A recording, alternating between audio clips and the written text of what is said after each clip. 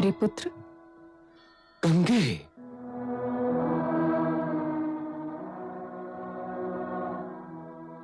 तो तुम्हें मुझ पर दया आ ही गई। कैसे है महाराज? आत्मा बिना शरीर कैसा हो सकता है प्रिय? अब और देर न करो, गंगा के पानी को मुक्ति दिलाकर हम राजभवन चलते हैं। जो तुम्हारे बिना ऐसा लगता है जैसे दीप बिन दिवाली की रात, गुलाल बिन होली का दिन। हम एक बार फिर सुख चैन का वही जीवन जिएंगे प्रिय। बहता हुआ पानी कभी लौटा है आर्यपुत्र जो मैं लौटाऊंगी? अतीत कभी वर्तमान नहीं बन सकता। मैं आपका अतीत हूं और आपका भविष्य आपको लौटाने आई हूं। तुम्हारे बिना मेरा कोई भविष्य नहीं है प्रिय। है आर्यपुत्र, है, और मैं आपका भविष्य अपने साथ लेकर आई हूं, क्योंकि वास्तव में भविष्य अतीत की कोख से ही जन्म लेता है। वो रहा आपका भविष्य।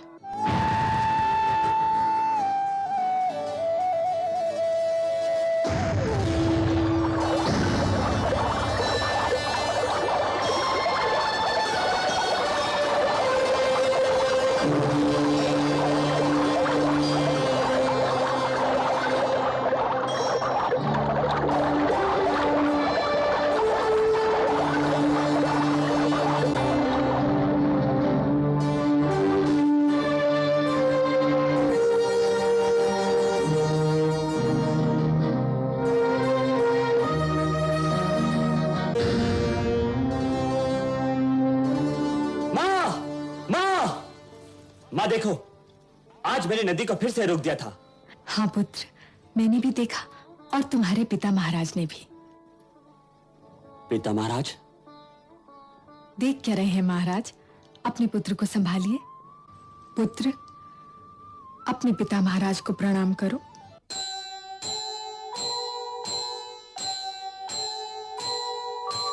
आस कह रही श्वास से धीरज धरना सीख, मांगे बिन मोती मिले, मांगे मिले न भीख, मांगे मिले न भीख। तुम्हारा नाम क्या है पुत्र? माँ ने मेरा नाम देवव्रत रखा है। धनुर्विद्या किससे सीखी है? ऋषि भार्गव से पिता महाराज।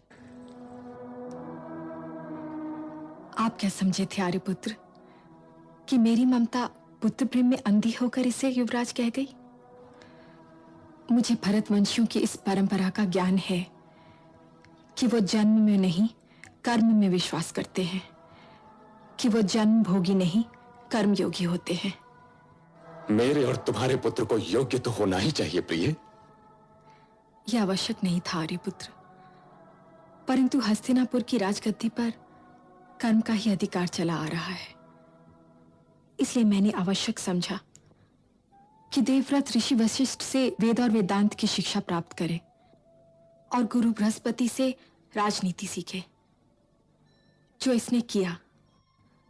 और जब ऋषि भार्गव ने यह कह दिया कि अब त्रिलोक में इस बालक के वाणों का सामना कोई नहीं कर सकता, तो मैंने सोचा कि अब समय आ गया है कि हस्तिनापुर को उसका युवराज लौटा दिया जाए।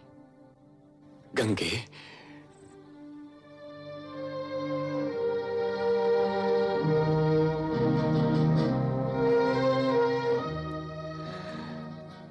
हस्तिनापुर इसे पाकर धन्य हो गया। अब तुम अपने पिता महाराज के साथ हस्तिनापुर जाओ, जहां इतिहास तुम्हारी प्रतीक्षा कर रहा है। और आप माते? वृक्ष की छाया वृक्ष से बंधी होती है, वो चाहकर भी यात्री के साथ आगे नहीं जा सकती। तुम्हारे लिए मैं भी एक ऐसी ही छाया हूं, समय के वृक्ष से बंधी हुई। अब तुम अपने पिता महाराज के साथ जाओ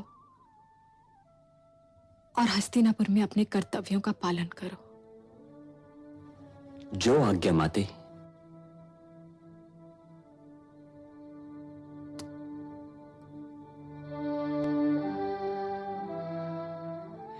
अच्छा आर्यपुत्र, चलती हूं। प्रिय,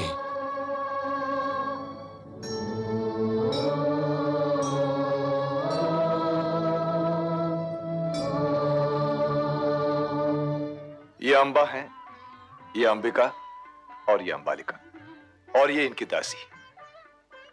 क्या मैं एक विनती कर सकती हूँ राजमाता? केवल माँ कहो अम्बा। परंतु मेरी विनती तो राजमाता से है। आज्ञा है। परमवीर गंगापुत्र भीष्म के आने से पहले ही मैं मन ही मन शाल्व नरेश को अपना पति मान चुकी थी राजमाता। तो तुमने मुझे ये बात बताई क्यों नहीं राजकुमारी? भय गंगापुत्र, आपका भय।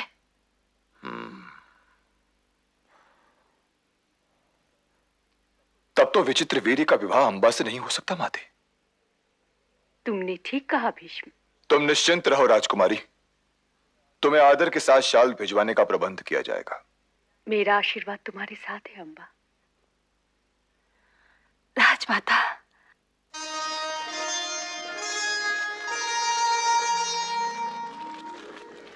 चली सुरक्षित सैन्य से हर्षित कन्या रत्न, प्रिय दर्शन की आस में देखे सुंदर स्वप्न। भीष्म से कह देना हम हारी हुई वस्तु दान में स्वीकार नहीं करते, और उनसे यह भी कह देना कि राजकुमारी को यहां भेजकर उन्होंने हमारा अपमान किया है। जब गंगापुत्र भीष्म को पता चला कि मैं आपसे प्यार करती हूँ तो उन्होंने स्वयं मुझे आपके पास भेज दिया। भीष्म ने हम सबको हराकर तुम्हें जीता है। नियमानुसार तुम उसी के हो। यही क्षत्रिय धर्म है। शाल्व नरेश ये न भूले कि वो मेरे स्वयंवर में पधारे थे।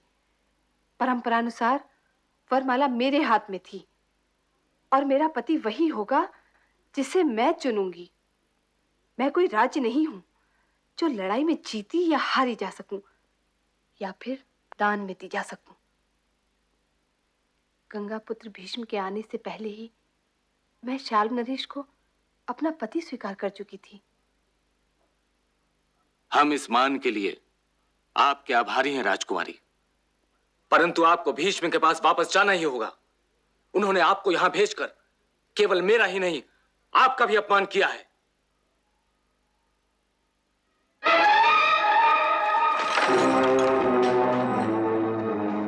राजकुमारी को अंदर आने दिया जाए।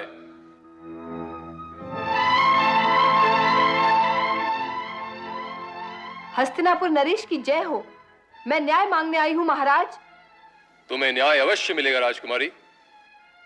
महाराज, गंगापुत्र भीष्म ने सारे राजाओं, महाराजाओं और राजकुमारों को हराकर मुझे जीत लिया था, परंतु मैं शाल्व नरेश को पहले ही अपना पति स्वीकार कर चुकी थी। इसीलिए आपकी आज्ञा के अनुसार मुझे शाल्व नरेश के पास भेज दिया गया, परंतु शाल्व नरेश ने दान में मिली हुई अंबा को स्वीकार करने से साफ इनकार कर दिया। हस्तिनापुर की सेनाएं राजकुमारी के अपमान का बदला लेने के लिए शीघ्र ही शाल की ओर प्रस्थान करेंगी। पर शाल्व नरेश ने क्या किया है महाराज, जो हस्तिनापुर की सेनाएं उधर प्रस्थान करेंगी? मैं अपमानित हुई हूँ गंगापुत्र भीष्म के कारण। यह आप क्या कह रही हैं राजकुमारी? राधा भीष्म तो किसी का अपमान कर ही नहीं सकते। मैं किसी और के विषय में बात नहीं कर रही हूँ महाराज, मैं अपने विषय में बात कर रही हूँ। अपमान मेरा हुआ है, इसलिए मैं ही बता सकती हूँ कि मेरा अपमान किसने किया है। मेरा अपमान किया है गंगापुत्र भीष्म ने।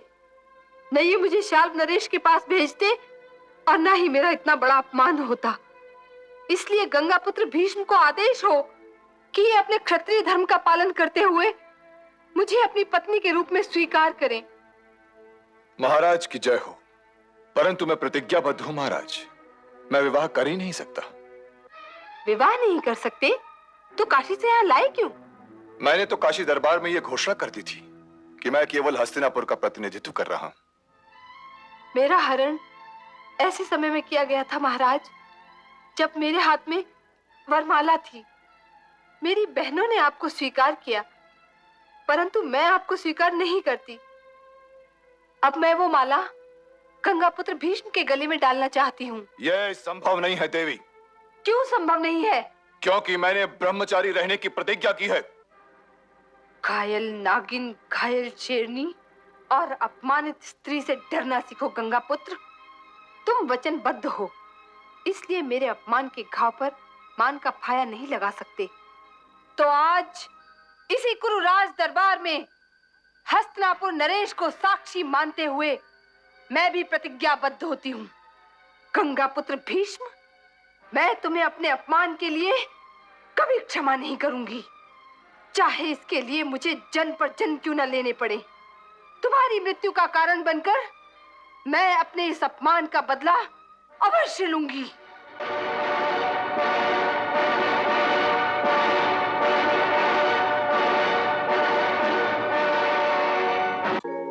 क्रुद्ध सर्पिणी बन गई,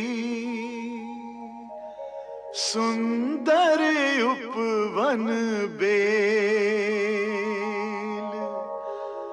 दोष किसी का क्या भला,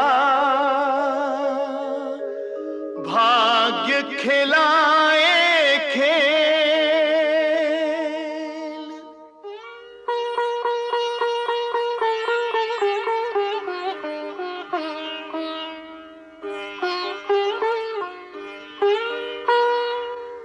ऋषिवर, स्त्री की पृथ्वी पर क्या महत्ता है? पुत्री, संसार में स्त्री का बहुत उच्च स्थान है। वास्तव में स्त्री ही संसार की जननी है।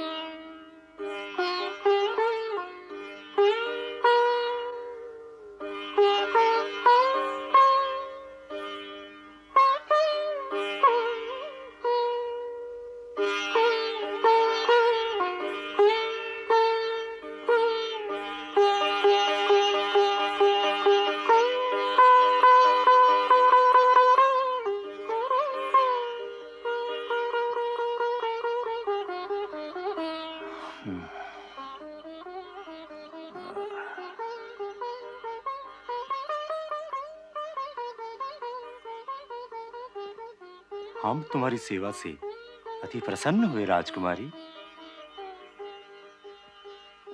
मांगो, हम तुम्हें क्या वरदान दें? ऋषिवर, आप तो भविष्य में झांक सकते हैं। मुझे कोई ऐसा वरदान दीजिए जो भविष्य में मेरे काम आए। अच्छा, तो हम तुम्हें ऐसा मंत्र देते हैं जिसके जप करने से तुम देवलोक से जिसे भी बुलाना चाहोगी उसे आना ही पड़ेगा।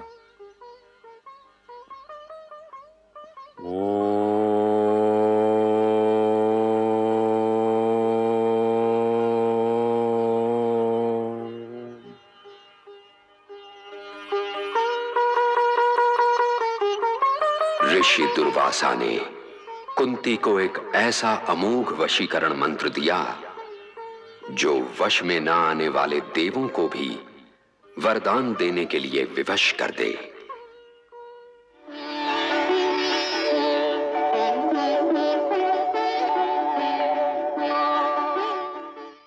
महाराज पांडु की, महाराज पांडु की, महाराज पांडु की, महाराज पांडु की, महाराज पांडु की, महाराज पांडु की, महाराज पांडु की, महाराज पांडु की, महाराज पांडु की।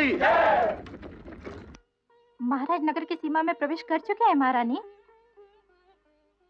महाराज पांडु की, महाराज पांडु की, महाराज पांडु की, महाराज पांडु की। नगरवासी महाराज के रथ को आगे नहीं बढ़ने दे रहे महारानी। सब नाच रहे, फूलों की ऐसी वर्षा हो रही है जैसे सचमुच सावन बरस रहा हो। महाराज पांडु की, महाराज पांडु की। आगे आगे महाराज का रथ है, फिर जीते हुए सारे राजमुकुट हैं, फिर महाराज के चरणों में चढ़ाए गए हाथी, घोड़े, 1000 गौएं, हीरे, पन्ने, मोती, जवाहरात और फिर विजयी सेना।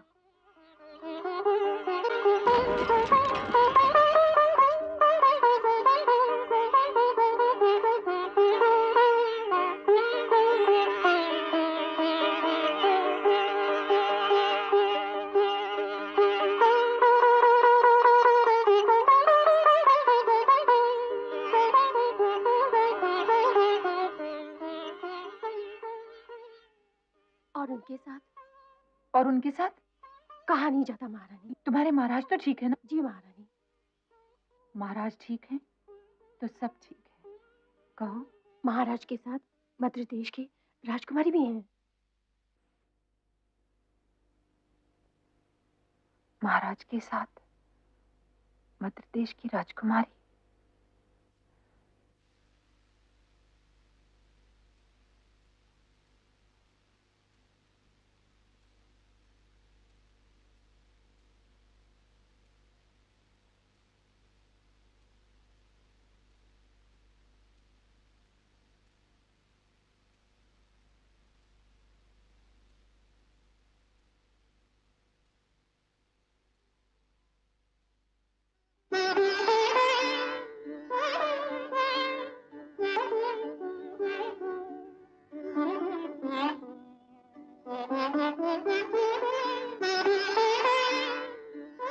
ये मध्य देश की राजकुमारी माद्री हैं।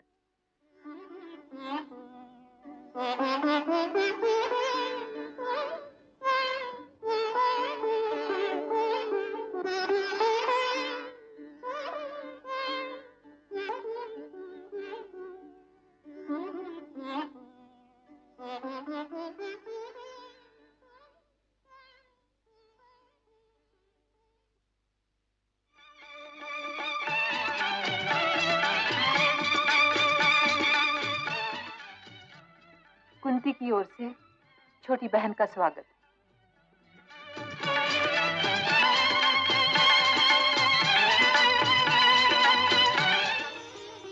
मेरी प्रिय बहन कहाँ जा रही है?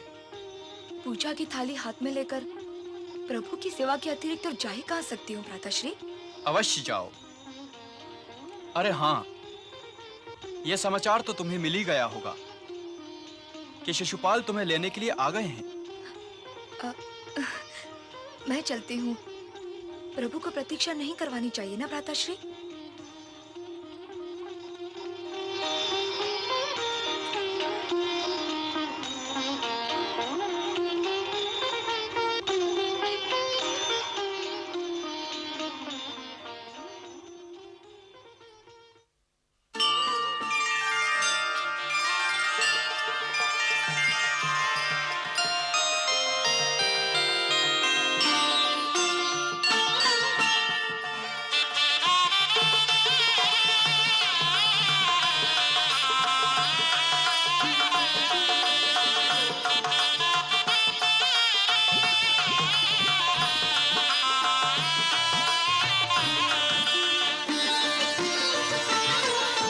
जय जय जननी श्री गणेश की।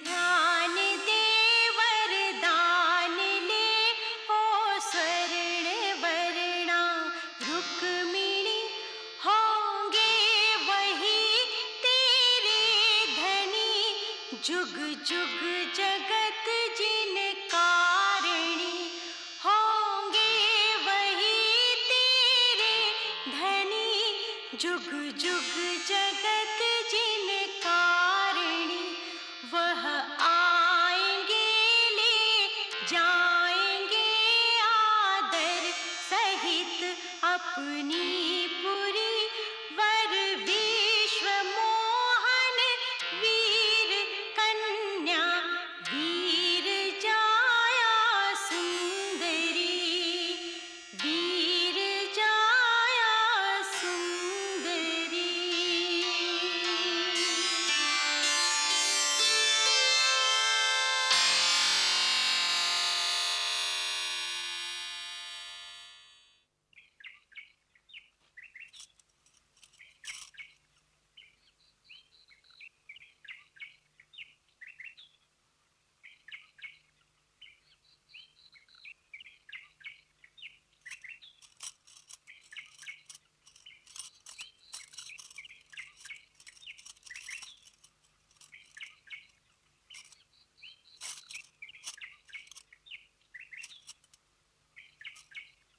क्या देख रही हैं राजकुमारी जी?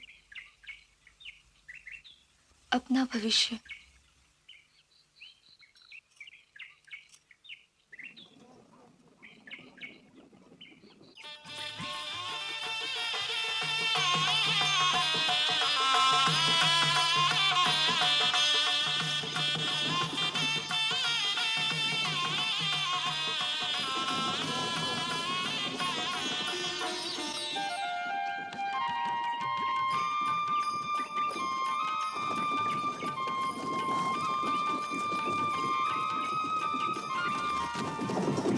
रथ रोको सारथी।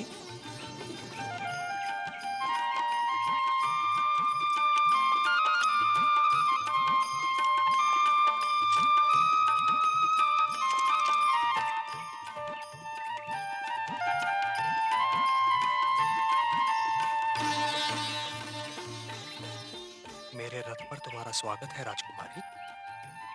आप द्वारिका से यहाँ अकेले ही चले आए?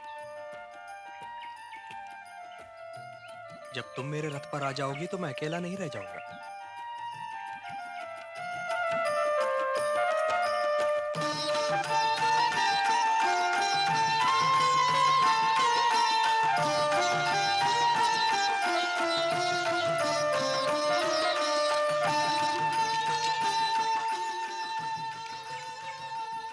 आपके यहाँ आने पर मैं अपना आभार कैसे प्रकट करूं वासुदेव?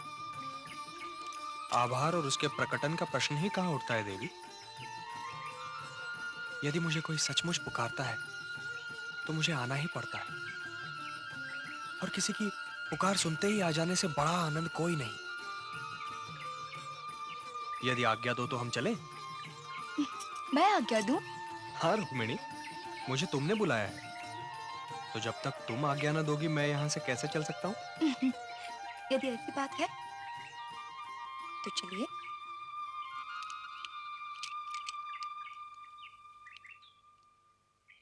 घोषणा दिए बिना आ तो गया था, परंतु घोषणा दिए बिना चला जाना कायरता होगी। मैं तुम्हारा हरण नहीं कर रहा हूं, तुम्हें ले जा रहा हूं।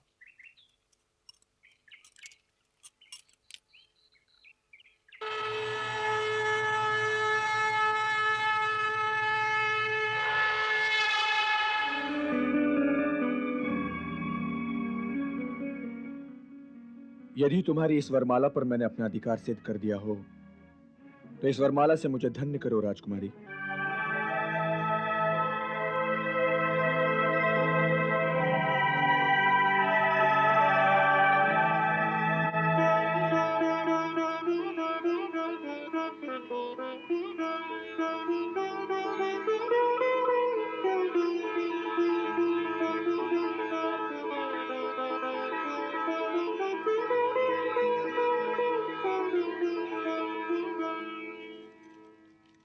ये लो अंगराज, सावधान।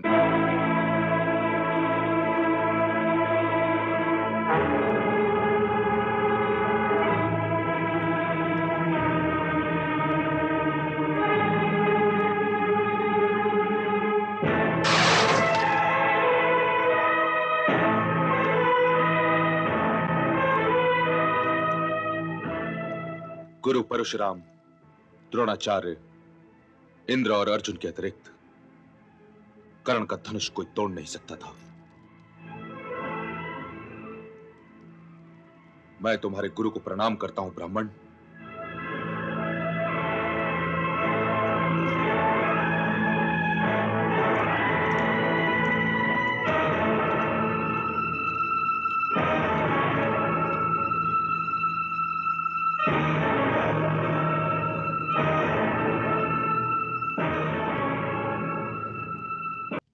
राज समाज के सदस्यों, यदुवंशियों की ओर से मैं द्रौपदी स्वयंवर की सफलता पर पंचाल नरेश को हार्दिक बधाई देता हूं।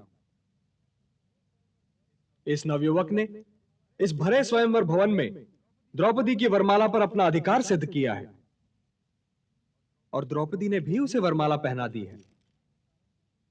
तो राज समाज के क्रोधित होने का कोई कारण ही नहीं है। राज समाज को तो लज्जित होना चाहिए।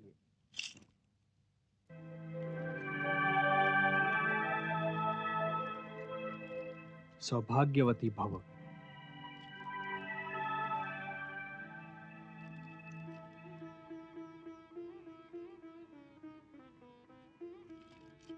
अब द्रौपदी को अपने घर ले जाओ प्रिय ब्राह्मण।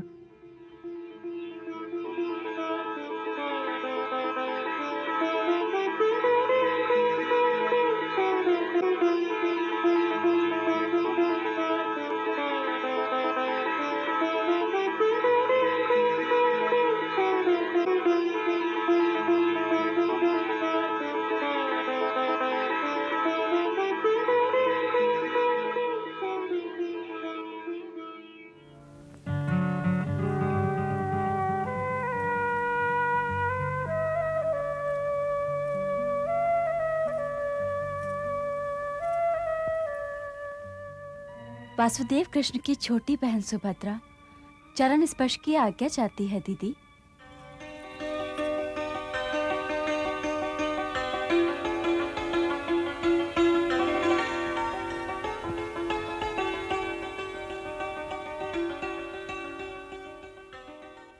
वासुदेव की बहन मेरी सौत नहीं हो सकती।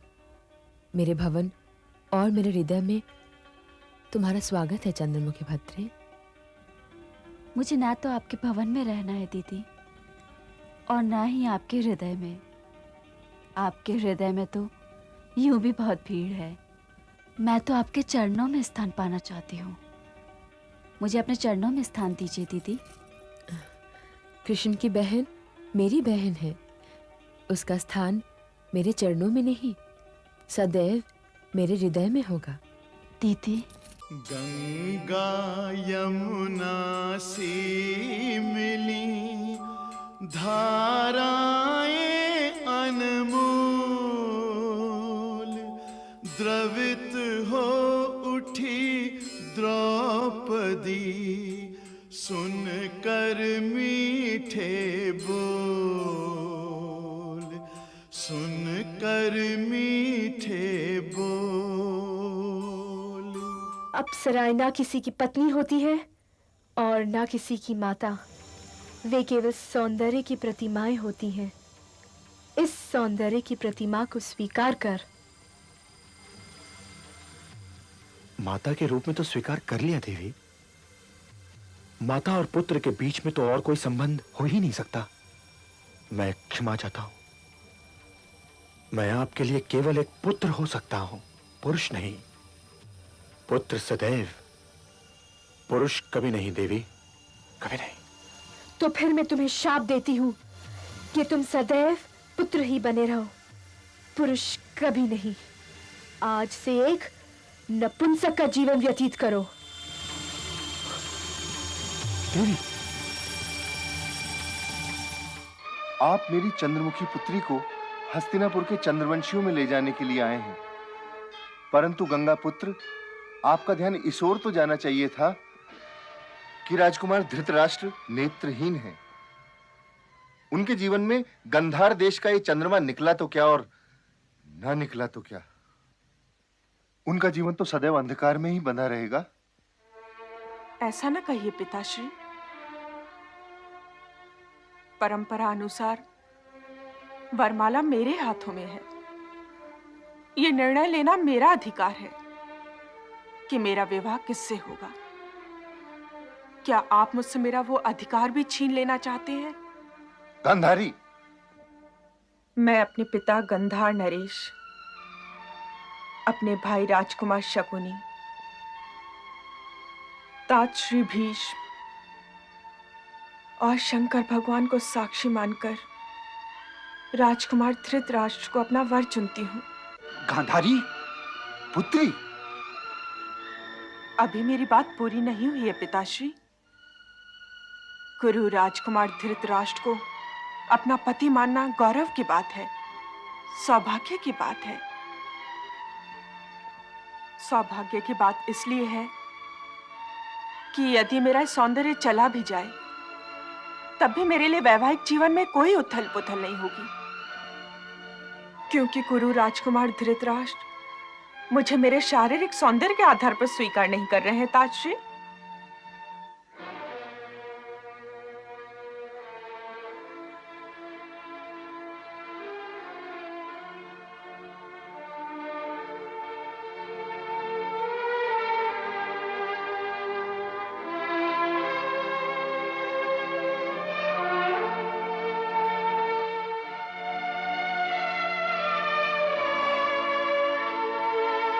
ये क्यों गांधारी? ये आवश्यक है ताजश्री।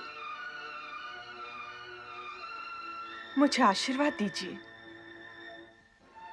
परंतु गांधारी, क्या पत्नी का ये कर्तव्य नहीं कि वो अपने पति के दुख को समझे? मैंने आज से अपने जीवन को उसी अंधकार में लपेट लिया है जिस अंधकार में कुरु राजकुमार धृतराष्ट्र का जीवन लिपटा हुआ है।